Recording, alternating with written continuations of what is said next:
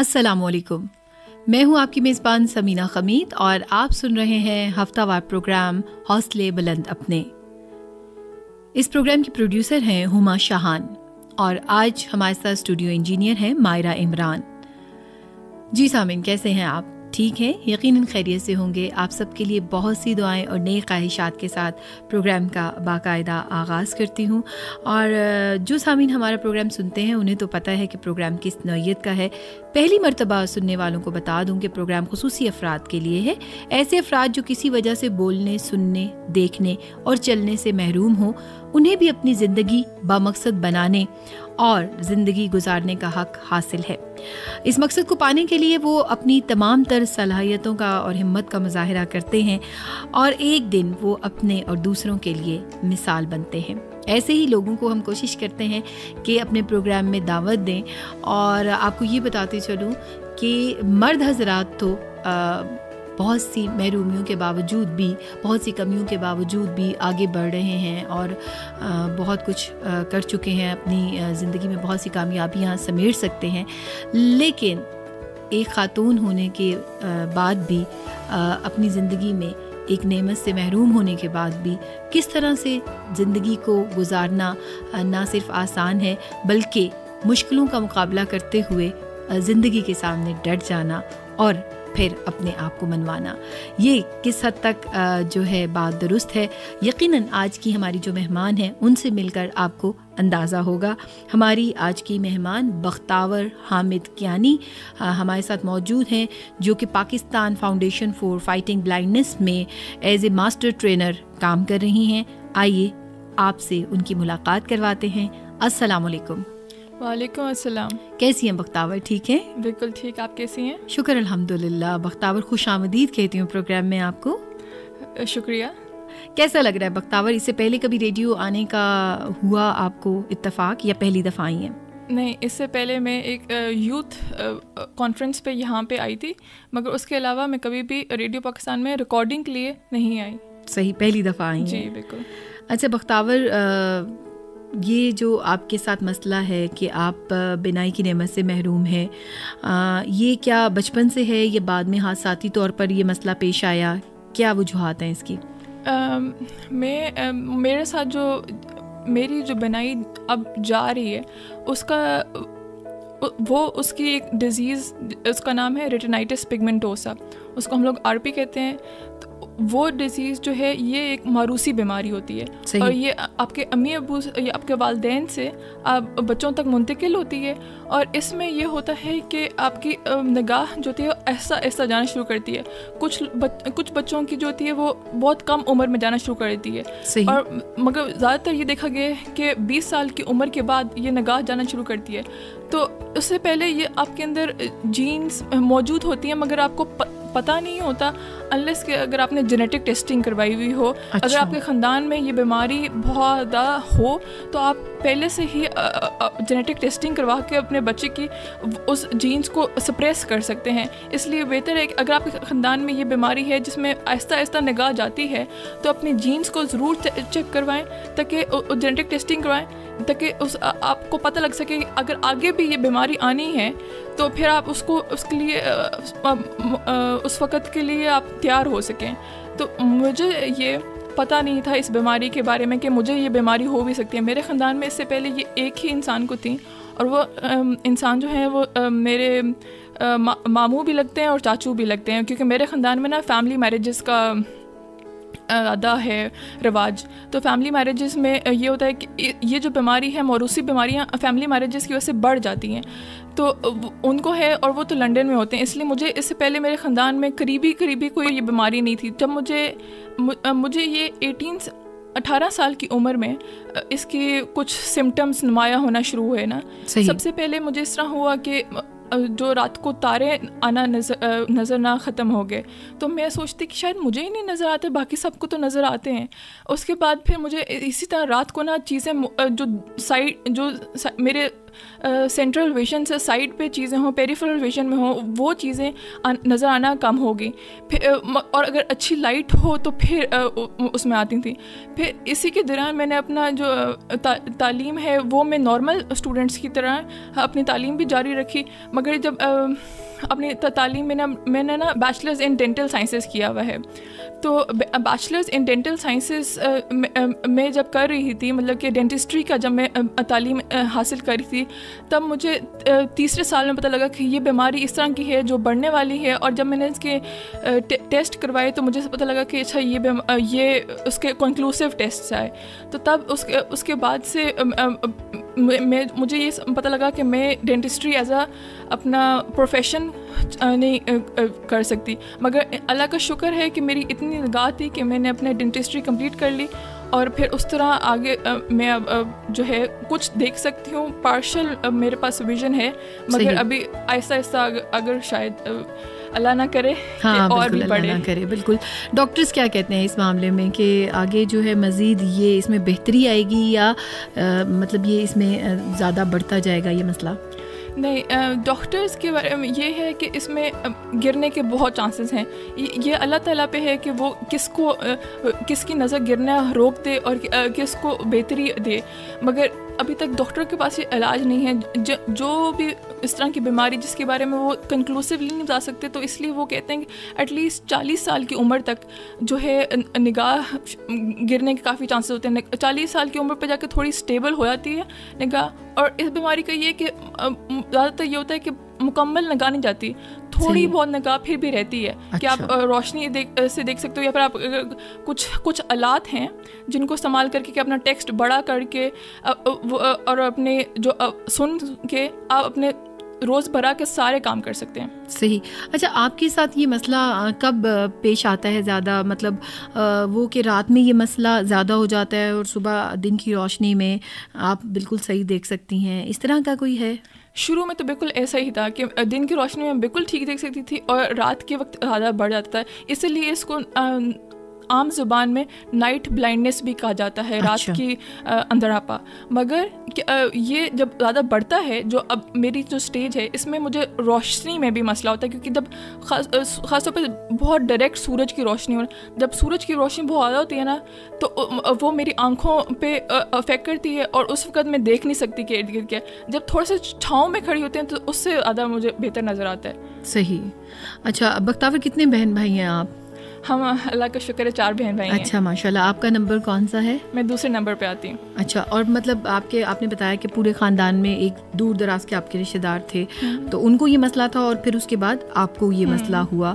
اچھا, ماشاء اللہ سے 18 سال تک آپ نے اپنی تعلیم جو ہے وہ نارمل بچوں کے ساتھ آپ نے پڑھا, اور ماشاء اللہ آپ نے بتایا کہ آپ BDS کر رہی تھیں, ٹھیک ہے. تو اچانک سے جب یہ مسئلہ ہوا اور آپ نے اپنے ٹیسٹ کرائے اور آپ کو پتہ چلا کہ یہ آپ کے ساتھ RP کا مسئلہ ہو گیا ہے, اور یہ مزید آگے اس میں بہتری کے چانسز بہت کم ہے, مطلب یہ بڑھتا جائے گا, تو وہ وقت کیسا, مطلب آپ کو کس طرح سے آپ نے اس کو سامنا اس کا کیا, اور کس طرح سے پھر آپ دوبارہ اپنی زندگی میں واپس آئیں؟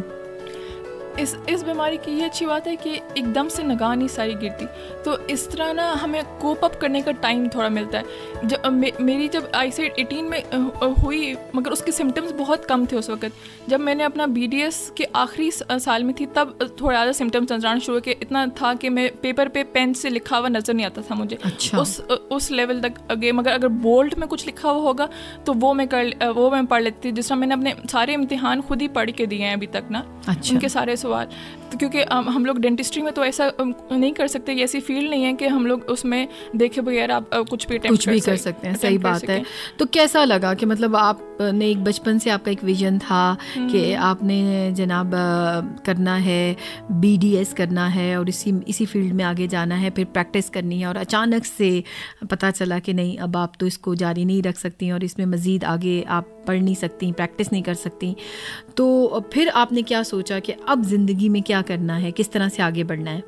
میں شروع میں کافی گھبرا گئی تھی جب یہ مجھے پتہ لگا, کیونکہ آہستہ آہستہ گئی تو پہلے تو مجھے احساس نہیں ہوا کہ یہ اتنی بڑھ جائے گی. تو اس لیے میرے پلانس جو تھے BDS میں نے ڈینٹل سرجری کرنے کا میرا پلان تھا, اور میں اسی کی طرف اپنی کوشش کرتی رہی. مگر جب مجھے یہ سمجھ آئی کہ اس کے ساتھ میں آگے نہیں بڑھ سکتی, تو میں نے جیسے ہی اپنی ڈینٹسٹری ختم کی, ابھی رزلٹ نہیں آیا تھا میرا, اور میں نے نا پاکستان فاؤنڈیشن فائٹنگ بلائنڈنس میں میری امی نے PTV کے مارننگ شو میں, پاکستان ٹیلی ویژن میں کے مارننگ شو میں اس کا ایک پروگرام دیکھا تھا. تو اس طرح ان کو پتہ لگا کہ یہاں پہ پاکستان فاؤنڈیشن فائٹنگ بلائنڈنس کی طرف سے کی طرح ایک ادارہ ہے جو لوگوں میں کام کرے. تو میری امی نے کہا کہ یہ ادارہ آپ کو سکھائے گا کہ اگر آپ کی نگاہ گر بھی رہی ہے, آپ نابینا بھی ہیں, تو کس طرح آپ نے نارمل اپنے ڈیلی کام جو ہیں وہ کرنے ہیں.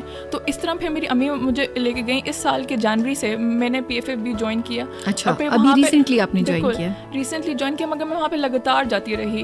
2 مہینوں کی میں نے وہاں پہ انٹرنشپ بھی کی. اس طرح پھر میں ماسٹر ٹرینر بن گئی وہاں کی, اور میں وہاں پہ میری باقاعدہ کاؤنسلنگ ہوئی. جو میری پازیٹیو چیزیں تھیں ان کو ابھارا گیا, اور جو میری نیگیٹو چیزیں تھیں ان کو سپریس کیا گیا. مجھے ہمیشہ سکھایا گیا کہ پازیٹیو ایٹیٹیوڈ رکھنا ہے, اور جو چیزیں جو جس طرح مجھے ہیلپ کر سکتے تھے کام کرنے میں, مجھے ہمیشہ یہ سکھایا گیا اس میں کہ آپ نے کوئی بھی ایسا کام نہیں ہے کہ جو آپ نہیں کر سکتے نا, آپ نے اس کام کا اپنا ایک مختلف طریقہ ڈھونڈنا ہے. صحیح. پھر میں بہت سارے نبینا لوگوں سے ملی, جس کی وجہ سے مجھے ایک حوصلہ افزائی ہوئی میری. اور پھر اس کے ساتھ ساتھ ہی ان لوگوں نے کوشش کی کہ میں جو بنائی رکھتے ہیں ان لوگوں سے بھی زیادہ انٹریکشن کروں, تاکہ میں عام دنیا میں بھی آرام سے کانفیڈینس کے ساتھ خود اعتمادی کے ساتھ چل سکوں. تو اس طرح کی جو کاؤنسلنگ تھی اور یہ سارا, اس سے مجھے ایک کانفیڈینس ملا کہ میں اپنے سارے روزمرہ کے کام کر سکوں. اچھا, پروفیشنل ڈگری حاصل کرنے کے بعد آپ کو پتہ چلا کہ اب اس کا تو کوئی فائدہ نہیں ہے اور اس کو میں کچھ بھی اس فیلڈ میں نہیں کر سکتی, تو پھر آپ نے آگے کیا سوچا کہ اب کیا کرنا ہے آگے, اور کس طرح سے مطلب اپنے آپ کو آگے جا کر منوانا ہے؟ یہ بھی میرے PFFB میں ہی پاکستان فاؤنڈیشن فائٹنگ بلائنڈنس نے ہی ہیلپ کی کہ ان کے جو وائس چیئرمین ہیں وہ ایک ڈینٹسٹ ہیں, تو ان کے پاس مجھے کاؤنسلنگ کے لیے بھیجا گیا. تو انہوں نے مجھے کہا کہ اب کیونکہ میں خود سے تو ڈینٹسٹری کر نہیں سکتی, تو یا تو یہ ہو سکتا ہے کہ میں ڈینٹسٹری کا بزنس کر لوں, یا پھر کلینک کھول لوں اور ڈینٹسٹ ہائر کروں, یا پھر یہ ہو سکتا ہے کہ میں کوئی اور امتحان دوں نا, CSS کی کوئی کمپیٹیٹیو امتحان دوں جو سول سرونٹس, کیونکہ مجھے پڑھنے کا شوق تھا اور میں پڑھ اچھا سکتی تھی. انہوں نے یہ اتنا گیس کر لیا کہ میں پڑھ اچھا سکتی ہوں, تو انہوں نے کہا کہ آپ بے شک اس کی آپ تیاری کریں. تو میں نے کہا کہ ابھی مجھے بزنس کرنے کا اتنا وہ اس میں ایکسپیرینس نہیں ہے, ابھی عمر ہے اتنی. تو میں نے اسی لیے میں نے کہا کہ ابھی CSS کے امتحانوں کی تیاری میں آج کل کر رہی ہوں, اور فیبرری میں انشاءاللہ میں امتحان دینے کی رکھ رہی ہوں, اور میرے یہ پلانز ہیں.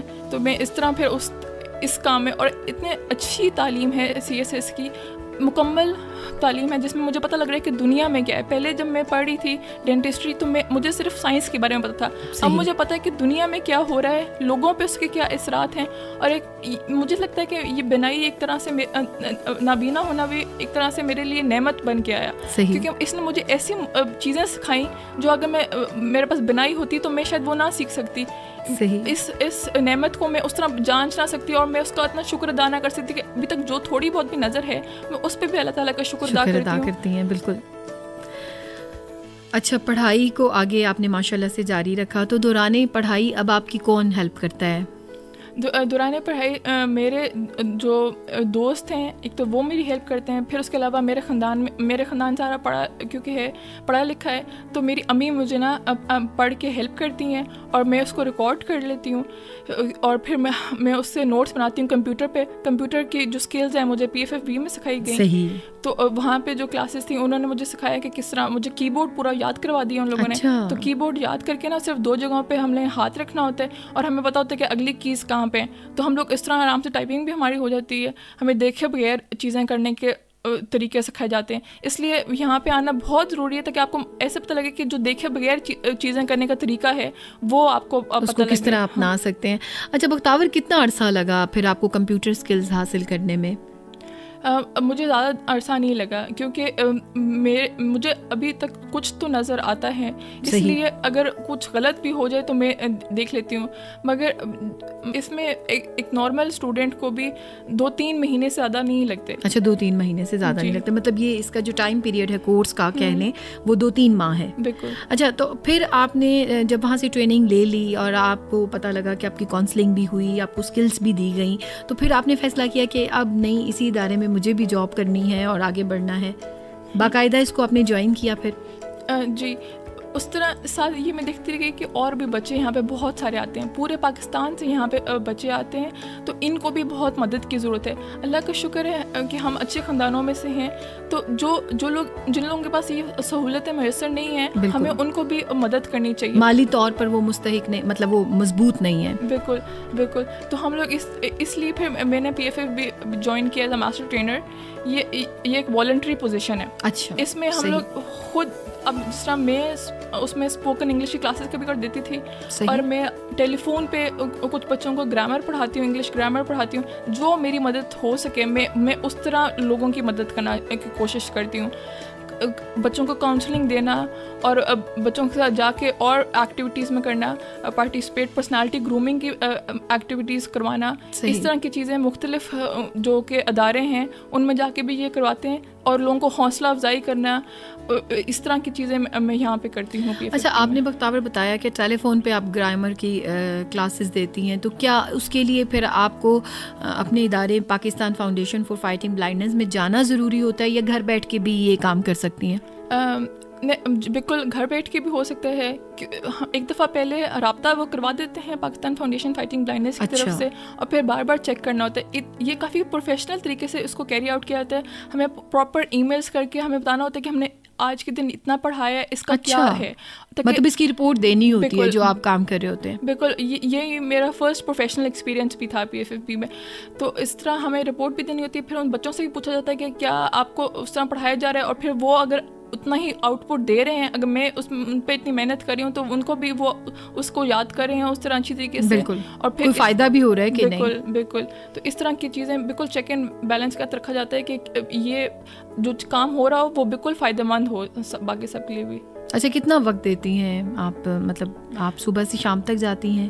نہیں, آج کل تو میں CSS کی تیاری کر رہی ہوں, تو میں نے آج کل ٹائم آف لی ہے, ورنہ میں 3-4 گھنٹے جاتی تھی. اچھا ڈیلی 3-4 گھنٹے آپ جاتی ہیں, اور ظاہری بات ہے کہ یہ ادارہ بہت سی اسکلز لوگوں کو دے رہا ہے, تو وہاں پہ لوگ آتے ہیں اور پھر ان لوگوں کو آپ کلاسز دیتی ہیں باقاعدہ طور پر؟ جی, ایک یہ ہے کہ ایک تو ہم لوگ ووکیشنل ٹریننگ کی کلاسز بھی دیتے ہیں وہاں پہ. صحیح. اب جو لوگ جنہوں نے پڑھائی, کیونکہ نابینا لوگوں کے ساتھ یہ ہوتا ہے کہ شروع میں انہوں نے پڑھائی چھوڑ دی ہوتی ہے, کیونکہ ان لوگوں کو پتہ نہیں ہوتا, اویئرنیس کی بہت کمی ہے ہمارے ملک میں. تو اس لیے جب انہوں نے پڑھائی چھوڑ دی تھی تو اس وقت ہم لوگ ان کو کس طرح ان کی بحالی کیسے کریں اور ان کو لائف میں کیسے واپس لائیں. تو بجائے ان کو اس وقت پڑھائی کرانے کے, اگر جس کا دلچسپی ہے پڑھائی میں, تو ہم لوگ ان کو آڈیو بکس کے تھرو اور میری ہیلپ کے تھرو ہم لوگ ان کو پڑھاتے ہیں. مگر جن کی نہیں دلچسپی پڑھائی میں, ہم لوگ ان کو ووکیشنل ٹریننگ دیتے ہیں. ہم لوگ ان کو ہاتھ کا کام سکھاتے ہیں, کہ ڈفرینٹ کپڑے بنانا, چوڑیاں بنانا اور ڈفرینٹ چیزیں بنانا ان کو سکھاتے ہیں. پھر ہمارا ایک PFFB شاپنگ مال ہے, اس میں ہم لوگ وہ چیزیں بیچتے ہیں, اور جو اس کا معاوضہ ملتا ہے وہ ہم ان بچوں کو دیتے ہیں. اچھا, جو کام کرتے ہیں وہاں پر. بالکل, جو بچے وہاں پہ کام کرتے ہیں وہ ان کے بالکل سامنے ہی بیٹھ کے بنا رہے ہوتے ہیں, اور وہ اسی وقت ان کو وہ معاوضہ دیتے ہیں تاکہ ان کی حوصلہ افزائی ہو. کوئی بہت زیادہ معاوضہ نہیں ہوتا, مگر ان کی اس سے کافی حوصلہ افزائی ہوتی ہے, اور ان کو سمجھ آتی ہے کہ اگر آپ نے پروفیشنلی یہ کام کرنا ہے تو آپ کو کیا کیا چیزیں چاہیے. ہم لوگ ان کو پہلے ایک ٹول باکس بھی پرووائڈ کرتے ہیں کہ آپ نے شروع کس طرح کرنا ہے. شروع کا تھوڑا ہم خرچہ کرتے ہیں ان کے اوپر تاکہ وہ ایک چیز کو کرنا سیکھ جائیں, اور پھر جب وہ سیکھ جاتے ہیں تو پھر ہم لوگ ان کو بتاتے ہیں کہ پروفیشنلی آپ نے اس کو کس طرح کر سکتے ہیں, مختلف دکانوں میں آپ اپنی چیزیں کیسے بیچ سکتے ہیں. تو ان کو ہم لوگ اپنے پاؤں پہ کھڑا ہونا سکھاتے ہیں. بالکل. اچھا آپ نے بختاور بتایا کہ آپ جب لوگوں کو اسکلز دیتے ہیں تو پھر اس سے ریلیٹڈ آپ لوگوں کو ٹول باکس دیتے ہیں, تو کیا اس کا کوئی معاوضہ لیا جاتا ہے یا فری آف کاسٹ دیا جاتا ہے؟ نہیں, فری آف کاسٹ دیا جاتا ہے. اچھا, تاکہ وہ اپنا کام جو ہے وہ آگے جاری رکھ سکیں. اچھا, وہ آپ کے ادارے میں ہی کام کر سکتے ہیں یا اس کو چھوڑ کر سیکھ کر مطلب اس کے بعد وہ کہیں اور بھی چلے جائیں تو اس کام کو آگے بڑھا سکتے ہیں؟ جی بالکل, یہ ہم لوگ 2 مہینے میں یہی کوشش کرتے ہیں کہ وہ ان کو اتنا انڈیپینڈنٹ کر دیا جائے کہ وہ اپنے اس کام کو چھوڑ کے اپنے ہمارے ادارے سے آگے بڑھیں اور آگے جا کے اپنے گھروں میں کریں. تو اس لیے ہم لوگ ان کو انڈیپینڈنٹ, ہم لوگ یہ کہتے ہیں کہ ادارے تک مخصوص نہ رہیں, ہم لوگ ان کو اپنے پاؤں پہ کھڑا ہونا بالکل سکھا دیتے ہیں تاکہ وہ لوگ آگے بھی جائیں اور دنیا میں سارے جس طرح بنائی والے لوگ کام کرتے ہیں اسی طرح نابینا لوگ بھی کام کر سکیں. اچھا, تو یہ آپ کا جو ادارہ ہے Pakistan Foundation for Fighting Blindness, اس سے رابطہ کیسے کیا جا سکتا ہے؟ کس طرح سے لوگ یہاں تک پہنچ سکتے ہیں؟ ہمارا ایک ویب سائٹ بھی ہے پاکستان فاؤنڈیشن فائٹنگ بلائنڈنس کی. ہمارا ٹیلی فون نمبر ہے 05122537775 اور ہمارا فیس بک پیج ہے پاکستان فاؤنڈیشن فائٹنگ بلائنڈنس. ان ساروں طریقے سے آپ ہمیں رابطہ کر سکتے ہیں. اور ہمارا ہیڈ آفس اسلام آباد میں ہے, مگر آپ جہاں بھی پاکستان میں آپ ہمیں فون کریں اور ہم آپ کی جس طرح کی مدد ہوگی کرنے کی کوشش کریں گے. صحیح. اچھا, کیا طریقہ کار ہے اس میں؟ داخلے کے لیے کوئی فیس جمع کرانی پڑتی ہے, کوئی فارم فل کرنا پڑتا ہے, یا کوئی انٹرویو کا طریقہ کار ہوتا ہے؟ یہ ہمارے سننے والوں کو بتائیں. نہیں, بالکل بھی نہیں. آپ داخلے کے لیے تو کوئی فیس یا فارم نہیں ہوتی, آپ نے فون کرنا ہوتا ہے. اگر آپ کو, کیونکہ زیادہ تر جو لوگ ہمیں فون کرتے ہیں ان کو معلومات چاہیے ہوتی ہیں کہ ہم لوگ اگر یہ کام کرنا ہے تو ہم لوگ کس طرح یہ کام کر سکتے ہیں. جس طرح کچھ لوگوں کو اپنی پڑھائی کے بارے میں معلومات چاہیے ہوتی ہیں. کچھ اب ہمارے ادارہ جو ہے نا کوکنگ کلاسز بھی دیتا ہے, ٹیلی فونک کوکنگ کلاسز بھی دیتا ہے. تو کچھ لوگ کراچی میں بیٹھ کے ہم سے ٹیلی فون پہ کوکنگ سیکھتے ہیں جو نابینا ہوتے ہیں. تو اس طرح کی وہ آگاہی ہی چاہ رہے ہوتے ہیں کہ ہم لوگ نے اگر یہ کام کر رہے ہیں تو ہم لوگ نابینا ہوتے ہوئے اس کو کام کو کس طرح بھرپور طریقے سے کر سکیں. تو اس میں ہمارا ادارہ ان کو مکمل مدد کرتا ہے اور ٹیلی فونک طریقے سے ان کو سکھا دیتا ہے. تو ایک وہ طریقہ ہے جو اسلام آباد پنڈی میں نہیں ہے, اور جو اسلام آباد پنڈی میں ہیں یا قریب کے علاقوں میں ہیں وہ ہمارے ادارے میں آ کے اپنا انٹروڈکشن کروائیں اور اپنے بارے میں بتائیں. اور اس طرح اس سمپل ان کا طریقہ ہے. کوئی کاؤنسلنگ شروع ہوا اسی وقت شروع ہو جاتی ہے اور ہمارے ادارے میں کوئی چارجز نہیں. آپ روز آئیں, آپ کمپیوٹر کلاسز لیں, آپ کی کاؤنسلنگ ہوتی ہے. آپ نے کہا ہے کہ ہم نے ووکیشنل ٹریننگ کرنی ہے تو ووکیشنل ٹریننگ کریں. سب کچھ ہمارا اوپن ہے. صحیح. سامعین, یقیناً آپ سن رہے ہیں اس بات کو کہ بختاور نے بتایا کہ یہ جو ادارہ ہے Pakistan Foundation for Fighting Blindness, اس کی کوئی فیس نہیں ہے اور اس میں ہر انسان جو ہے وہ آ سکتا ہے. اور اگر اس کے ساتھ کسی بھی قسم کا کوئی مسئلہ ہے, وہ کسی بھی نعمت سے محروم ہے, وہ یہاں آ کر اسکل حاصل کر سکتا ہے اور آگے بڑھ سکتا ہے. اور یہ ادارہ آپ کو پھر مواقع بھی فراہم کرتا ہے کہ آپ زندگی میں مزید کس طرح سے اپنے پروفیشنل لائف کو جو ہے وہ شروع کر سکتے ہیں یا اس میں آگے بڑھ سکتے ہیں. تو یقیناً نمبر بختاور نے آپ کو بتایا, آپ نے نوٹ کیا ہوگا, آپ بھی آ سکتے ہیں. اور ایک اور بات جو بختاور نے بہت اچھی بتائی کہ جو دور دراز کے علاقے کے لوگ ہیں وہ اگر نہیں بھی آ سکتے تو ٹیلی فون پہ ان کے ساتھ جو مسائل ہیں اس کا حل وہ پوچھ سکتے ہیں. اور وہاں پہ ٹیلی فون پہ بھی لوگوں کو اسکلس دی جاتی ہیں. آپ نے کہا بالکل پوری کلاسز, یہ جو میں گرامر کلاس لے رہی ہوں وہ بھی بچے میٹرک کر رہے تھے اور ان کو اس کا چاہیے تھی تو ہم نے ان کو گرامر کلاسز آفر کر دی. اسی طرح کچھ جو بچے کہتے ہیں کہ ہمیں کوکنگ سیکھنی ہے, ان کو ہم لوگ کوکنگ سکھا دیتے ہیں. ٹیلی فون پہ ہم لوگ ان کو ٹائم دیتے ہیں 1 آور کا کہ اب آپ ٹیلی فون پہ آ جائیں تو and ان کو سکھاتے ہیں اور ان کو اس کو ایمانداری سے کرنا ان کا فرض بنتا ہے. صحیح. سامعین, پروگرام آپ سن رہے ہیں حوصلے بلند اپنے. آپ بھی پروگرام میں شامل ہو سکتے ہیں اپنے خطوط کے ذریعے. خط لکھنے کے لیے ہمارا پتہ نوٹ کر لیجیے. انچارج پروگرام حوصلے بلند اپنے, پی او باکس نمبر 2010 G2010 معرفت اسٹیشن, ڈائریکٹر ریڈیو پاکستان اسلام آباد. اور دنیا بھر کے سامعین ہمیں ویب سائٹ پر بھی سن سکتے ہیں. لاگ آن کیجیے www.radio.gov.pk. اور ہماری آج کی مہمان بختاور حامد کیانی جو کہ ماسٹر ٹرینر ہیں, آج ہم ان سے بات کر رہے ہیں. اچھا بختاور, شاپنگ کا کس حد تک شوق ہے اور کون کرتا ہے آپ کی شاپنگ؟ خود کرتی ہیں؟ اللہ کا شکر ہے, مجھے ایسی چیزوں کا شوق نہیں تھا جن میں اب مجھے مسئلہ آ رہا تھا. اچھا. جس طرح مجھے شاپنگ کا شوق نہیں تھا, مجھے ڈرائیونگ کا شوق نہیں تھا, اور اس طرح کی ساری چیزیں میں پہلے سے ہی نہیں کرتی تھی. تو جب اب مجھے اس طرح کا مسئلہ نہیں ہے. مجھے زیادہ شاپنگ میری زیادہ ہمیشہ میرے بہن امی اور میری بہن کرتی ہوتی ہیں. میں صرف اگر ریڈی میڈ کپڑے ہوں تو میں وہ لے سکتی ہوں, وہ ابھی بھی میں کر لیتی ہوں کہ ان کا ہاتھ ایک تو فیل کر کے دیکھ لیتی ہوں, پھر کلر پوچھ لیتی ہوں لوگوں سے. ایک یہ PFAB میں ہم لوگوں کو پھر اس پہ بہت کیا ہوتا ہے کہ آپ کو پتہ ہونا چاہیے آپ نے کس کلر کے کپڑے پہنے ہیں, چاہے آپ نابینا بھی ہیں, مگر آپ کو آپ کا پرسنالٹی گرومنگ پہ بہت زیادہ اس پہ دھیان دیا جاتا ہے. صحیح. تو اس طرح میں سب سے پہلے اپنا کلر سلیکٹ کر لیتی ہوں کہ کپڑوں کا کلر کون سے جو میرے ساتھ گئے ہوتے ہیں, زیادہ تر میری امی اور میری بہن میرے ساتھ ہوتے ہیں. اچھا. تو اور پھر میں اس کا ٹیکسچر چیک کر لیتی ہوں, پھر میں ایک دفعہ پہن کے دیکھتی ہوں کہ اس کا وہ مجھے فٹنگ ٹھیک ہے, اور اللہ کا شکر ہے کہ پھر میری ڈریسنگ اچھی ہوتی ہے. اچھا, وہ تو ماشاء اللہ ابھی بھی نظر آ رہا ہے, بالکل بہت اچھی ڈریسنگ ابھی بھی آپ نے کی ہوئی ہے. اچھا مجھے یہ بتائیں کہ دوران سفر کن مشکلات کا سامنا کرنا پڑتا ہے؟ دوران سفر اس مشکلات تو ہر بندے کو ہوتی ہیں. صحیح. مگر ان کا ایک حل نکالنا ہوتا ہے تاکہ آپ اس کو کر سکیں.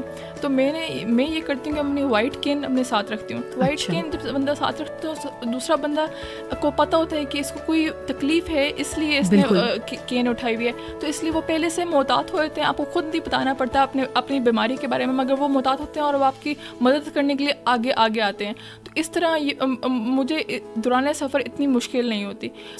جہاں پہ بھی کوئی مسئلہ ہو میں اپنی وائٹ کی نکال لیتی ہوں اور ان کو دکھاتی ہوں کہ میں ابھی جس طرح میں نے ابھی بھی ایک بیج لگایا ہوا ہے کہ میں ویژولی امپیئرڈ ہوں, تو میں اس طرح کی چیزیں پہلے سے بفور ہینڈ بتا دیتی ہوں. تو لوگ بہت اچھے لوگ ہوتے ہیں اور وہ بہت زیادہ ہیلپ کرنے کی کوشش کرتے ہیں, تو اس طرح ہمیں اس طرح مسئلہ نہیں ہوتا. اچھا, معاشرے میں جو خصوصی افراد سے برتاؤ کے سلسلے میں عام شہریوں کو کیا کہنا چاہیں گی, ان کا رویہ کیسا ہونا چاہیے؟ میں نے یہ دیکھا ہے کہ لوگ بہت زیادہ مدد کرنے کی کوشش کرتے ہیں. تو ایک یہ ہے کہ آپ پہلے ایک دفعہ پوچھ لیں کہ ان کو کس طرح کی مدد چاہیے, کیونکہ آپ کسی اور طرح کی مدد کر رہے ہوں گے مگر ان کو شاید کسی اور ڈائریکشن میں چاہیے ہو کچھ اور. تو ایک دفعہ میں پوچھ لیں تو ایک دفعہ پتہ ہوگا کہ کس طرح ان کا ڈیل کرنا ہے, کیونکہ ہم PFAB میں یہ جو اسپیشل افراد ہیں ان کو بتاتے ہیں کہ کس طرح آپ نے مدد لینی ہے دوسروں سے. تو پھر اس لیے آپ لوگ جب بھی چاہیں تو جب بھی آپ کوئی وائٹ کین میں کوئی بندہ دیکھیں تو آپ اس کی مدد کرنے کے لیے ضرور آگے آئیں, اور یہ بہت نیکی کا کام ہے. مگر ایک دفعہ آپ اس سے پوچھیں کہ اس نے کس طرح کی مدد چاہیے, تو پھر آپ کو یہ بہتر ہوگا. اچھا, بختاور کو کوکنگ کا شوق ہے, کچھ بناتی ہیں؟ جی بالکل. کیا اچھا بنا لیتی ہیں؟ میں چاول اچھے بنا لیتی ہوں, سالن سارا کچھ بنا لیتی ہوں. سب کچھ بناتی ہیں. تو کیا کوئی اسپیشل ڈے ہوتا ہے جب بختاور کہتی ہے کہ جی ہٹ جائیں سارے پیچھے, آج کوکنگ میں نے کرنی ہے, یا کرتی ہیں؟ نہیں, بہت کوئی اسپیشل ڈے ہوتا ہے تو میری امی کو چھٹی ملتی ہے کچن سے, جس طرح مدرس ڈے ہو گیا یا کوئی اس طرح کا دن ہو گیا جس دن کوئی خصوصی دن ہوتا ہے تو میں اسی وقت ایسے کرتی ہوں. ویسے میں زیادہ پڑھائی پہ دھیان دیتی ہوں. اچھا, تو کیا کوکنگ باقاعدہ سیکھی ہے مدر سے یا خود ہی آ گئی بس بنا لیتی ہیں؟ نہیں, خود ہی آ گئی, کیونکہ ہماری بچپن سے ہی نا کوئی اس طرح کے امی کو چائے بنا کے دینا. پھر میری کیونکہ امی بھی ورکنگ وومن ہے تو ان کے لیے پھر مجھے وہ ہم لوگوں کو ہوتا تھا احساس کہ وہ تھکی ہاری آئی ہیں گھر سے, تو ہم لوگ ان کے لیے کچھ بنا لیں. اس طرح ہم لوگ سیکھی, مطلب شروع سے تربیت میں یہ چیز ہے. تو اس طرح میں نے میٹرک تک سیکھ لی تھی. صحیح. اچھا, ایسے خصوصی افراد جو کسی نعمت سے محروم ہیں ان کو کیا کہنا چاہیں گی؟ ان کو میں کہوں گی کہ اپنے حوصلے بلند رکھیں, اور ان کو میں کہوں گی کہ جو چیز ہو گئی ہے اس کی پریشانی اللہ پہ چھوڑ دیں. وہ اللہ تعالیٰ آپ کے لیے بہت بہتری کرے گا. آپ کا کام ہے کہ آپ نے محنت کر کے دکھانی ہے اللہ تعالیٰ کو کہ آپ اس راستے میں بھی خوش ہیں, اور آپ محنت کریں, جد و جہد کریں, اور اللہ تعالیٰ کا شکر ادا کریں. جو چیز آپ کے پاس ہے اس کے لیے اللہ تعالیٰ کا شکر ادا کریں. وہ اس نعمت کو دیکھیں, اور دیکھیں آپ کتنے لوگوں سے بہتر ہیں, اور پھر اپنے آپ کو واپس زندگی میں لانے کا عمل شروع کریں. صحیح. اچھا, جب فارغ وقت ہوتا ہے بختاور کے پاس, آپ نے کہا کہ ابھی تو پڑھائی بھی کر رہی ہیں اور اس طرح آپ ایز اے ماسٹر ٹرینر بھی کام کر رہی ہیں, تو ظاہری بات ہے وقت نکلنا تھوڑا مشکل ہے, لیکن جب ہوتا ہے تو بختاور کیا کرتی ہے؟ میں کوئی موویز دیکھ لیتی ہوں یا پھر میں میوزک سن لیتی ہوں. کس طرح کی جو موسیقی ہے وہ پسند ہے آپ کو؟ کس طرح کا میوزک سننا پسند کرتی ہیں؟ میں انگریزی میوزک سننا پسند کرتی ہوں. اچھا, صحیح. اچھا, اس وقت ہمارے پروگرام میں اگر کوئی نغمہ آپ سننا چاہتی ہیں تو بتائیں. وطن کی مٹی گواہ رہنا. بالکل جی, ملی نغمہ سننے کی فرمائش بختاور نے کی. ہم کوشش کرتے ہیں کہ اپنے پروگرام میں اس کو شامل کریں. نغمہ آپ نے سنا, اور بختاور ہماری آج کی مہمان بختاور حامد کیانی ہمارے ساتھ موجود ہیں, جو کہ ماسٹر ٹرینر ہیں, اور بہت سی باتیں ان کی زبانی بھی آپ نے سنی کہ کس طرح انہوں نے اپنی زندگی میں اپنی ہمت جو ہے وہ باندھی رکھی اور آگے بڑھی زندگی میں، اور ایک عرصے تک نارمل زندگی گزارنے کے باوجود پھر جب ان کے ساتھ یہ مسئلہ پیش آیا کہ بینائی کی نعمت سے محروم ہوئی، لیکن انہوں نے ہمت نہ ہاری اور یہ آگے بڑھی، بلکہ نہ صرف آگے بڑھی بلکہ اب بھی وہ مزید پڑھائی بھی کر رہی ہیں اور اس کے ساتھ ساتھ جاب بھی کر رہی ہیں. تو یقیناً ان کی باتیں سن کر آپ کے بھی حوصلے مزید بلند ہوئے ہوں گے. تو بختاور، وقت گزرنے کا بالکل ہمیں بھی احساس نہیں ہوا، باتوں میں وقت گزر گیا اور اب ہمارا پروگرام ختم کرنے کا وقت آ گیا. چلتے چلتے ایک آخری سوال آپ سے پوچھنا چاہوں گی کہ حکومت کو کیا اقدامات کرنے چاہیے معذور افراد کے لیے؟ اویئرنیس کے جو اویئرنیس کے پروگرامس ہیں ان کو بہت بڑھنا چاہیے. یہ ایک بہت بڑی کاوش ہوگی حکومت کی طرف سے، تاکہ لوگوں کو پتہ ہو کہ اگر بچے آپ کے نابینا ہیں یا پھر آپ کے ارد گرد کوئی بھی لوگ نابینا ہیں تو ان کو گھروں میں بٹھا کے رکھنا نہیں ہے. ان کو کوئی شرمندگی نہیں ہے کہ کوئی بندہ نابینا یا کوئی بھی معذوری سے رکھتا ہے، معذوری ہے. ان کو آپ تعلیم کی طرف لے کے آئیں، اور ایک یہ کہ ان کو نارمل تعلیم ان کو دیں تاکہ وہ اپنے اسی طرح اپنے لوگوں کے ساتھ مل جل سکیں جس طرح ایک نارمل انسان ملتا ہے، تو اس طرح وہ بھی مل سکیں. تو یہ بہت اویئرنیس کی ہمارے ملک میں بہت ضرورت ہے، اور اس پہ اگر کام کیا جائے تو یہ بہت اچھا ہوگا. بہت اچھا ہوگا. صحیح ہے جی.